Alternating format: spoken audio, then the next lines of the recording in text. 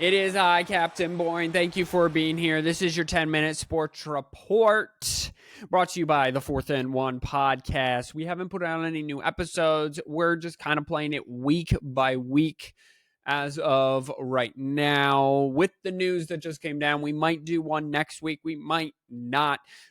Me and Admiral, you like that. We're actually talking because not in 2023, but in 2022, we took a 6-week hiatus from the end of spring football until the beginning of July, basically.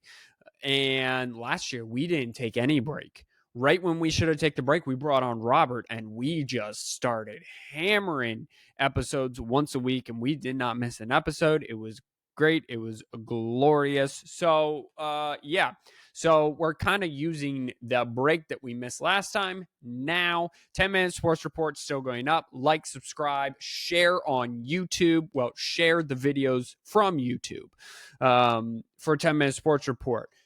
Podcasts everywhere you can get them. As soon as we launch them, you will have them. And then finally exclusively on YouTube, go follow me on Twitch, Captain Boring 6969. Wife picked the name. Ha ha ha ha ha. We are 18 years old. And on YouTube, edited the Bears franchise with me and Robert. Honestly, it's the most fun I'm having doing the Bears franchise. So comment down below. Are you sad that Jim Harbaugh left? And spoiler alert, he did in fact leave. He is signing a 5-year deal to be the head coach of the Los Angeles Chargers. This came down last night, which is Wednesday. Today is Thursday at time of recording. The only job you start at the top is digging a hole, so we all know we've got to learn our way, Harbaugh said in a statement. This organization is putting in the work, investing capital, building infrastructure, and doing everything within its power to win. Great effort equals great results, and we're just getting started. So he goes from being the national champion. He is the first head coach to win the national championship and take a head coaching gig immediately after winning. So, top targets for Michigan will be as follows. Sharon Moore. Period. End of discussion. I think they have to wait 3 days, Robert was telling me, like legally, so that the NCAA can make sure that they've gone through the hiring process and all this and all that. But it is probably more than likely going to be Sharon Moore. Sharon Moore is going to have a tough job. First of all, he's got to keep all the kids in-house away from the transfer portal. Number 2, he's got to rebuild his staff because Jesse Minter, the defensive coordinator, probably going with Harbaugh. Harbaugh's son Jay, the special teams coordinator, probably going with Harbaugh. And then a whole bunch of other assistants, I'm sure, will also go with Harbaugh. I'm not angry at that. It's the reality of the business. But I do wish that Harbaugh would have just kind of gone off and left Sharon with, at least for another year. So Sharon Moore, 37 years old. He basically is a Michigan man. Tight ends at Central Michigan. Harbaugh hired him on in the same role, tight ends to O-line to co-offensive coordinator to offensive coordinator to interim head coach. He's 4-0. Minimum 4 games coaching. He has the highest winning percentage. I hope Mike Hart stays around to be running back coach still because I think he's a great piece of the puzzle and he'll be good for Donovan Edwards this upcoming season. But Jim Harbaugh, gone. Sharon Moore more than likely in, but I'll have more on that. Go follow us on Instagram at 4th and 1 podcast. Every single word spelled out. 4th and 1 podcast. Every single word I just said. 4th and 1 podcast. You will find us. YouTube, Instagram, everywhere. Alrighty. Well, more NFL coaching news. Falcons hire Rams defensive coordinator Raheem Morris. He was part of the Falcons franchise from 2015 to 2020 under Dan Quinn and went 4-7 on an interim basis once the Falcons fired Quinn during the 2020 season. And then the club hired Arthur Smith. So he returns for that. The Falcons were the presumed landing spot for one Bill Belichick. So that makes it very interesting because the only two remaining head coach openings currently are the Seattle Seahawks and the Washington Commanders. That's it. Mike Vrabel, who got fired from Tennessee, which everyone's confused about, including me, only one bad season, is the head candidate for the Washington job. Seattle, Dan Quinn, their former defensive coordinator from the Legion of Boom, and then the defensive coordinator for Cowboys, probably the front runner for that job opening there. So there's a lot to left scratching your head. What Bill Belichick probably has not taken interviews with either Washington or Seattle. Kind of leaves you scratching your head a little bit. Vic Fangio will become the Eagles defensive coordinator. Eagles needed a overhaul in the 2 seasons under Nick Sirianni. They have replaced, or the 3 seasons under Nick Sirianni, they have replaced both offensive and defensive coordinator in back-to-back seasons now. The only time they went in with the same was from Sirianni's first to second season. They fired their offensive coordinator and defensive coordinator this past offseason. So Vic Fangio will be filling that defensive coordinator role.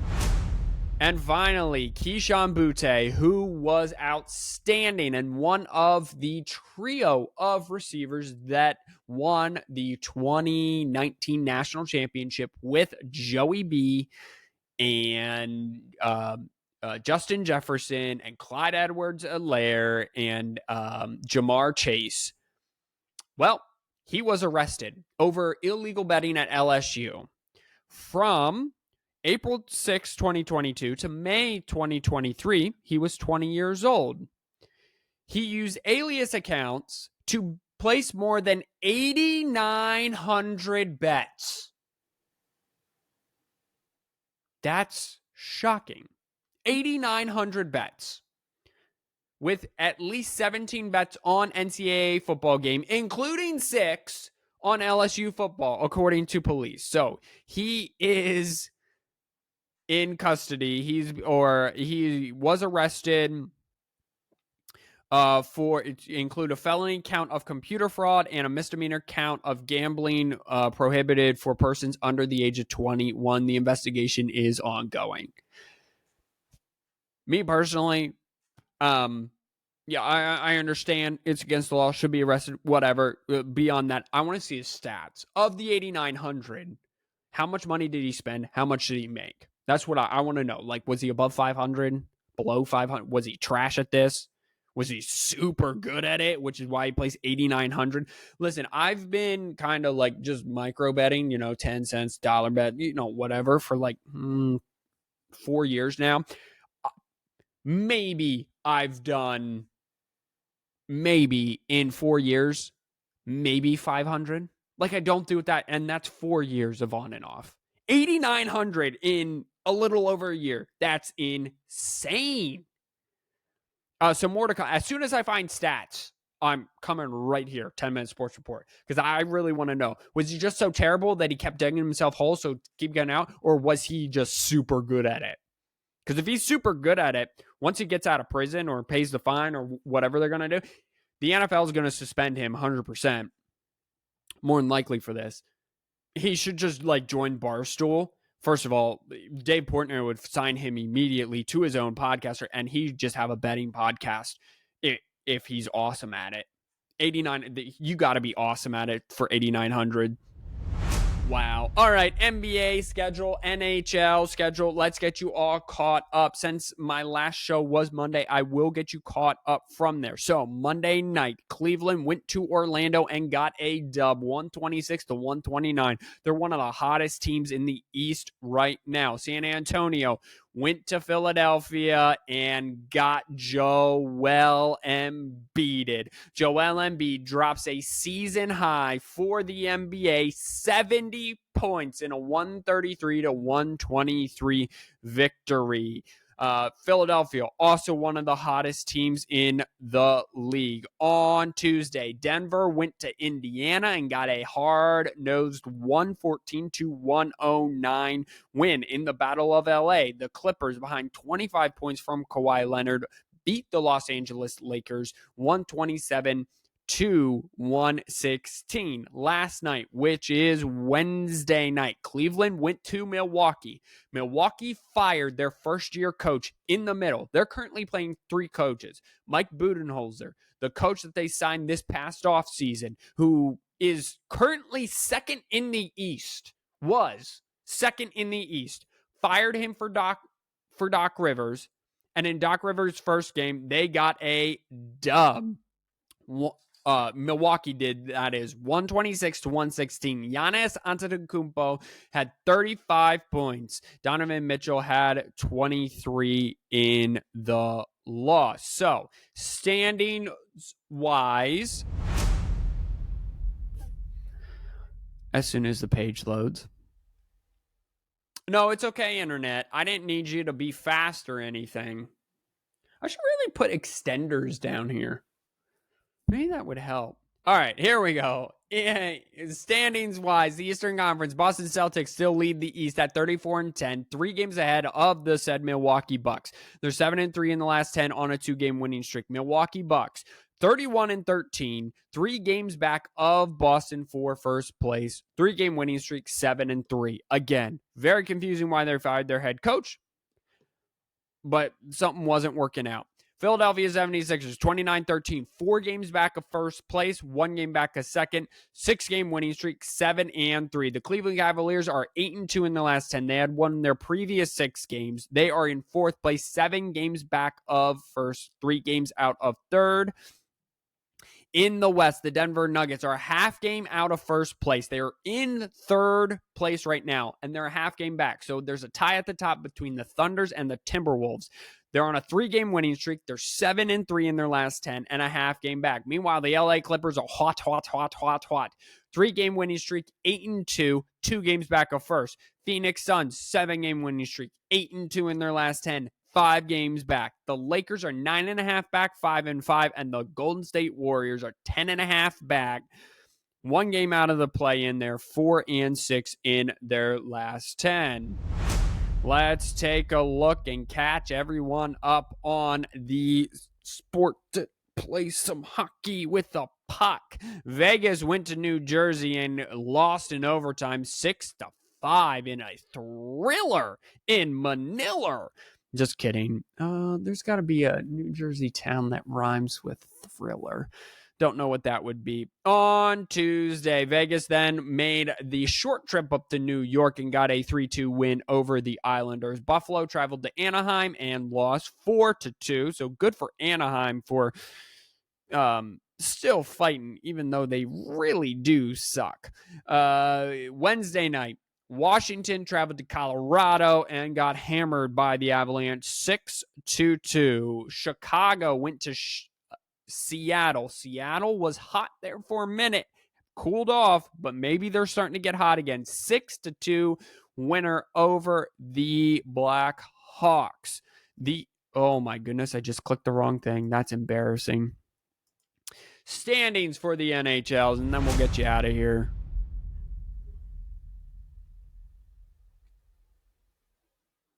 Standings in the Western Conference Central. The Avalanche have 65 points, 31-14-3.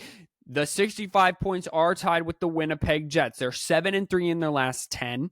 They're on a 2-game winning streak. The Winnipeg Jets, 2-game losing streak, 7-2-1, 65 points. Right behind them, the Dallas Stars with 62 points. They're 6-3-1. In the Pacific, the Vegas Golden Knights trail the Vancouver Canucks by 7 points, 69-62 respectively. They have turned things around, 6-3 in 6-3-1 in their last 10 games. Meanwhile, the Edmonton Oilers just continue to chug along. They're now in third in the Pacific, 55 points. They're 7 games back a second. They're on a 14-game winning streak. So talk about hot. 10-0-0 in their last 10. The Kraken sit currently in the 5th position in the Pacific, 49 points, 6-4-0. Won their last time out, just out of the wild card. They have 49 points, the Kraken. The Nashville Predators, who are the 2nd seed in the wild card, have 51. So they're right there. The leader wild card, Los Angeles Kings, have 53. They're not far out at all. The Pacific currently would produce the Canucks, Knights, Oilers in that order. The Central would produce the Jets, Avalanche, Stars in that order. In the East, the Atlantic would produce Bruins, Panthers, Maple Leafs, Metropolitan, Rangers, Hurricanes, Flyers, Wildcard, Lightning, and Red Wings. So the hottest team right now in the league are the Oilers at 14 games. Things are very interesting. We are over halfway in the hockey season. And the NBA, we're getting close to halfway, if not just about over the halfway. All-Star games for both are coming up in February. So just as football winds down, NHL, NBA heat up. That'll do it for me today during your 10-minute sports report. Thank you, everyone, for listening. Know God loves you. I pray God bless you. Wash those hands, you filthy animals. And I will talk to you next time. Peace out.